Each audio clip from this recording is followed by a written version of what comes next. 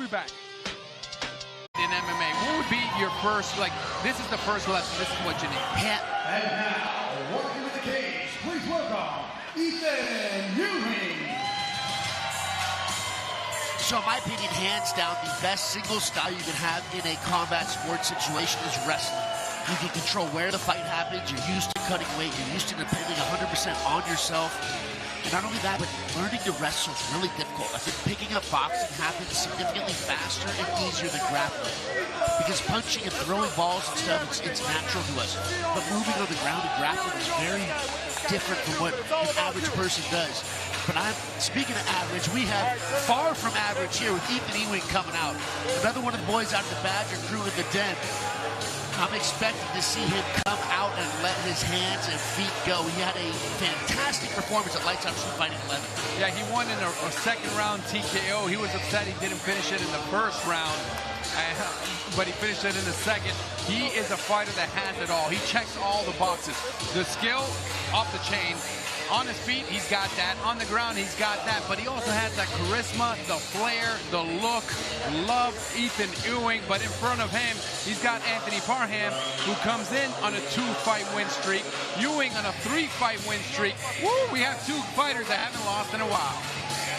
Yeah, this should be exciting. This is one of the fights that I was really looking forward to outside of our main event and co-main event. Eythn Ewing and all these boys out of the den of the Badger crew have been laying it down here tonight. We saw his teammate, Brandon Arndt, earlier get a beautiful round 1 TKO. And I bet he is coming, I bet Eythn Ewing is coming out looking for the same type of finish, a first round TKO or knockout stoppage. Getting the smack from the coach, getting the he is ready. Eythn Ewing not only wants to win, he definitely wants to put on a performance of the night show. Let's go to the tail of the tape for Ewing and Parham. 31 years for Parham, the veteran. Ewing just 25, 2-inch height advantage, 2-inch height advantage, and a record of 3-2 for Ewing. Yeah, very. Let's go to Tyson Johnson. Ladies and gentlemen, this next bout will be 3 5-minute rounds in a catchweight division. Introducing first, fighting out of the blue corner.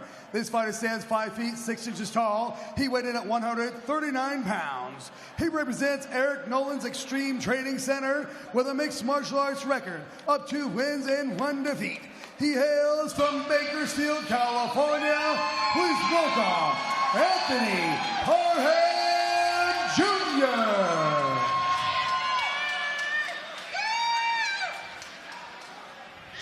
And his opponent, fighting out of the red corner, stands 5 feet 8 inches tall. He weighed in at 140 pounds. He represents the Gang Training Center with a mixed martial arts record of 2 wins and 1 defeat. He hails from Yorba Linda, California. Please welcome Eythn Ewing. Your referee for this bout will be Rafael Davis. Told you Ewing was going to bring that flair. He's got a pro in Parham in front of him. Oh, this is going to be a good one. 140 pounds, catch weight fight. Yeah, Parham looks stacked. Very muscular physique in Parham. The thing I wonder when I see guys that are super jacked though is how much gas do they have in the tank? Parham with the blue trunks, Ewing with the braids and the white. He's doing a great job of controlling the range, kind of testing the waters to see where he can get in with the jab and then following up the right hand. Oh, nice left hook and then the jab. Oh, nice right Parham response. Look at the legs of Parham and his shoulders have shoulders. That's how muscular Parham is. Yeah, that dude is stacked. Almost like 145-pound Kevin Randleman. But Ewing looks the bigger guy, definitely looks taller. But Parham is solid. Ewing's doing a good job of kind of coming in, seeing where he can get in. Whoa! You see the speed on Ewing's right. And another overhand right. Parham responds, barely misses. Nice front kick by Ewing. Yeah, great job controlling the range again by Ewing. He was far enough away that he was able to avoid. There's a cut over the right eye of Parham. I don't know if it's from a clash or from that punch. Definitely a cut on the eye of Parham. I'd like to see Ewing start just pumping that jab out. Doesn't necessarily need to be super aggressive right now, but he's got 340 left. And there's a nice sized cut somewhere around the right eye of Anthony Parham. Right above it with that short left jab that got in. I think it just cut him. Yeah, we're not surprised. Now he cut him on the right side also. Man, Parham is feeling bad for him. A little more Vaseline maybe, but those are two quick cuts on the cheek and underneath the eye.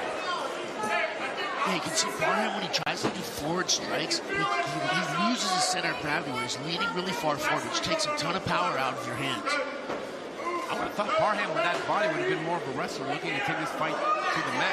So far he's happy striking, but the reach of Ewing is driving him crazy. You know, I don't know if it's so much the reach, but it's his ability to control range. The way he angles out and backs him is just barely out of range. And you'll see him come in and counter-strike like that. Yeah. But again, it's easier to do that when you have 2 inches more of reach. And look at the cut on the left and the right eye, a cut on the left cheek that is blowing up. It's vicious.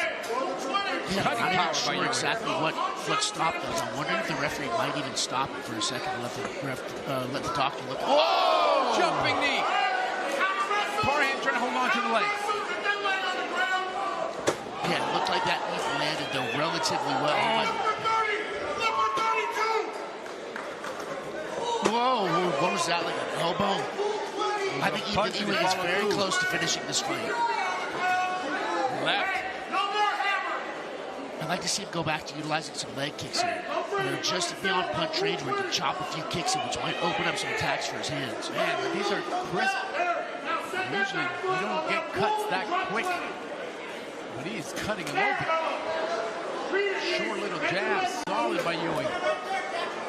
They say a right hand will take you around the world, but a good jab, or a right hand will take you around the block, but a good jab will take you around the world. Eythn Ewing has definitely been putting in work on that jab. Oh, great defense by Ewing to avoid the touchdown. Now he's got the guillotine. Now a knee. Beautiful takedown there, snap down. Let's see if he's able to get behind Parham or put him flat on his back. Oh, now possibly. A minute 20 left on this one. Now he's got the back. Ewing does a great job to hear his corner, man. He hears his corner, and he's like a robot. Does exactly what they say. Which is extremely helpful for you because your coaches on the outside have a better eye of the entire storm going on. When you're in the eye of the storm, it's hard to see everything. I'd like to see some elbows out of him. Yeah, just like that. He's got him against the cage, his head stuck. Keep bringing those elbows. Yeah, oh man, that was like hurting too. Down. And that's going to cut him up again. Now the left connects. Parham, to his credit, he's still on his feet, but Ewing is doing whatever he wants. I actually think it's smart that Ewing has not just floored it and thrown a barrage of attacks, which may be able to end the fight for him, because Parham does look like he's got power in his hands. You're seeing a lot of patient aggression out of Eythn Ewing, which is awesome. And great movement also. He's never staying still. He's moving left and right. Oh, nice overhand by Parham. Doesn't miss by much. You see what I mean? That's Parham's biggest moments of potentially changing the momentum of the fight. So as long as Eythn Ewing stays smart and doesn't engage in a reckless exchange, and he should continue to take this fight.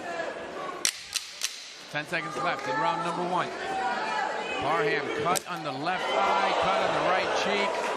You saw him give a little nod off that hook kick. Good first round. I could even see that potentially being a 10-8 round with the amount of damage that we see on Parham's face. Eythn Ewing likes the lights out cage. He comes in here, he causes damage, and he doesn't receive many. I don't remember Parham landing 2 clean blows in that whole first round. Let's look at the highlights. You can see Eythn Ewing throwing that jumping knee, but he's setting that up by controlling the range. He's standing far enough away that he's able to see that takedown coming. Or just about any of Parham's attacks coming because he's so far away. And a beautiful takedown attempt here by Anthony Parham. But he was not able to get it and almost ended up getting guillotined as a result of chasing that takedown for too long. All right, the doctors checked. They're letting Parham continue. The cut on the cheek isn't what worries me, because that's not going to go in the mouth or in the eye, but that other cut right over the eye, they've been able to close it. But any kind of punch at all is going to open that up. Now the referee's having to look at it again. I like this by the referee. I have no problem whatsoever by checking this again. I agree 100% with that. It's hard to tell from our position exactly where it is in the eye, and an inch can make a significant difference in impeding a fighter's ability to see.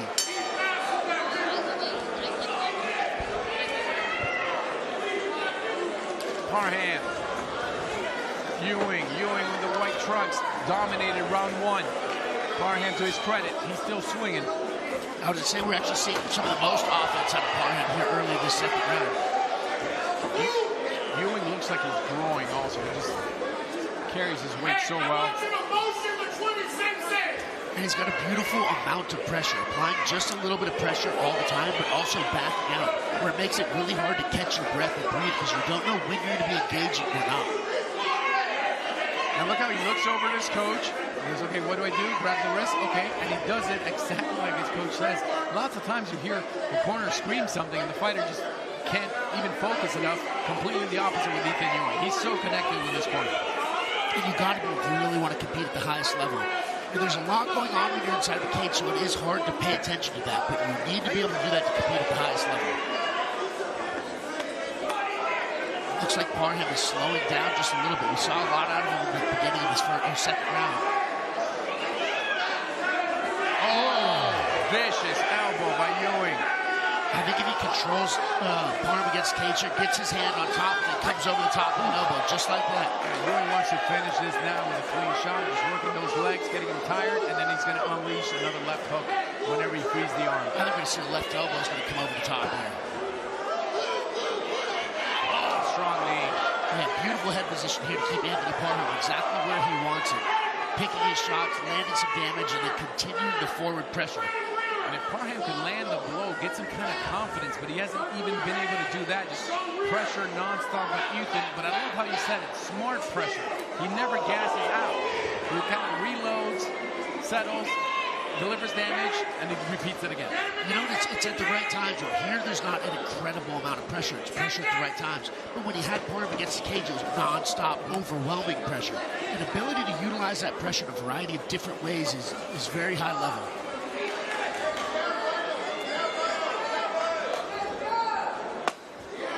I'd like to see Ewing go back to that jab. He was having great success with it in the first round. Now Parham eats another left. Yeah, that left hook. And there we go. Parham trying to use that wrestling finally. But he can't get him down. Whoa! Ewing responds. Great job stuffing that shot. Flying knee. Parham. He got him on the way down, not on the way up. He does up. not look like he's on clear street yet. He looks like a light wind could knock him down. It looks like the gas tank is empty also. Ewing can finish this with one more hook. But Parham has one strike power, so it's not a bad idea to be patient here. We know which way this fight's probably going to go in the next 90 seconds, 2 minutes. It's been a very one-sided night of exchange between Eythn Ewing and Anthony Parham. And Parham, to his credit, he's still standing. And he's still swinging. Still standing and still fighting, absolutely. Left one connects. Ewing walked right through it. Here's those jabs, especially on a guy who's tired and slowing down, picking those jabs and then landing a big hook, which is what we saw him throw at the end of that exchange. And those knees and those elbows have been causing damage. Ewing breathing hard for the first time all fight. Another left elbow. You know, beating people up is exhausting. Oh, I don't think we're going to see Parham stay up much longer. Oh! Good job by the referee. And, wow, gutsy by the referee because he nearly ate an uppercut. But Ewing with the win. I think that was the right time for a stoppage. Parham looked like he was so tough that he wouldn't stop fighting. But this fight, in my opinion, was over. Fantastic performance by Eythn Ewing. 2 times in a row he has come here and performed in incredible fashion. And also, the boys out of the Den, the Badger crew, are 2-0 for tonight. And I've criticized referees in the past for bad stoppages. I'm going to give credit for a good stoppage. there was no reason to have that fight continue. The cuts were there on Parham. He was getting punishment, perfect stoppage, and the referee even put his body in danger to protect the fighter. I applaud the referee. That was perfect refereeing, perfect stoppage in my mind. I agree 100%. I was saying I can see this getting stopped right here. Immediately the referee stepped in. Fantastic stoppage. Good fight also, and Ewing. And Ewing has been now 2 fights we've seen him, and he's impressed both times. I'd like to see him here again. And he's a fighter, like, this was a catch weight of 140. He can easily make 135. He's a giant at 135. Yeah, he's a big dude, very skilled. I think the thing I'm most excited about is seeing more blood get put on the Badger flag. That flag is growing. The corner is pumped. But let's go to the official decision. 3 minutes, 46 seconds into round number 2.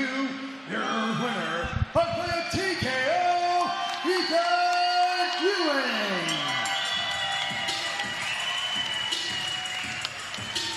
Eythn, welcome back to Lights Out. Now, their Muay Thai knees was really doing some damage. How confident were you that you were going to land those? The knees, I planned on him from the get-go. I knew he was a wrestler. I knew my jabs were going to touch him, and I knew he was going to shoot underneath it. So you might not have seen a lot of the uppercuts, but the uppercuts are there, and then the knees as well. And the first round, that right jab was really working for you as well. Yeah, the jab, I really worked on perfecting it, so it pays a lot of dividends now for sure. You were staying in the pocket and backing him up. That would seem to work for you as well. Yeah, you know, my hand got torn up a little bit off one of those first punches, so if you guys noticed, I was just throwing that left hand, throwing knees and stuff, and I had to improvise, adapt, and overcome, and the outcome is what you saw. So. And Eythn, you're always a fan favorite. Why do you think these fans connect with you? Because I'm here to put on a show. I'm here to get to the big show and fight under the big lights. I want that big promotion to call me soon. Let's go! You're champion. Congratulations. Eythn Ewing with the victory. Eythn, the big promotion does call you, baby. You fight right here, Lights Out, and another good show by him. His corner next to us. Yell instructions, he would follow. He mentioned, maybe you guys didn't see the uppercuts. Oh, we saw the uppercuts, and we saw the jab control the fight. What a fight. What'd you see? Yeah, fantastic performance. Saw a very dominant performance utilizing the left hand, particularly that jab, and a constant amount of the right amount of pressure, and was able to get the finish on Anthony Parham in the second round. Let's go to the highlights. Parham, he put on a decent fight, but it was just too much. Eythn Ewing, watch again, Eythn right here, using the cage and those elbows. Yeah, beautiful job of Eythn Ewing there, setting those up, getting top hand position, and then coming over the top with big elbows. There was another one. And those are extremely hard to defend against once he got against that top position. And you saw the blood come right after. That's how he was cutting him open, with those 2 elbows and then the knees. It was just too much pressure. Great job by the referee here. Look at the referee, attentive, waiting, and responding. I loved what I saw. Yeah, fantastic job. One thing Eythn Ewing said is he comes out here to put on a show. And in my opinion, the fight game is the entertainment industry, and you gotta be a showman inside and outside of the ring. Hey, you got to sell yourself, not only the 5 minutes in the cage, but non-stop. And he's done a great job. Again, he's got the look. He's really solid with the microphone, which is important. And look at the boxing. Here's the finish right here. Yeah. Super good job. Eythn Ewing with the victory. We saw those vicious elbows tight and then sack, and then instantly cutting them on both sides. Vicious, beautiful. That's what I like to call. Yeah, elbows are one of the worst strikes you can get hit by because it's almost just bone to bone when you hit somebody in the face, and it just slices people open. Beautiful razor elbows there by Eythn Ewing. Woo! And we still have a lot more. We have 2 title fights still coming up. Blake Bulletproof Troop, your boy Pablo Alcina. And here we not only bring you the best fights, we bring you interesting personalities. Check out these 2 fighters that are fighting now.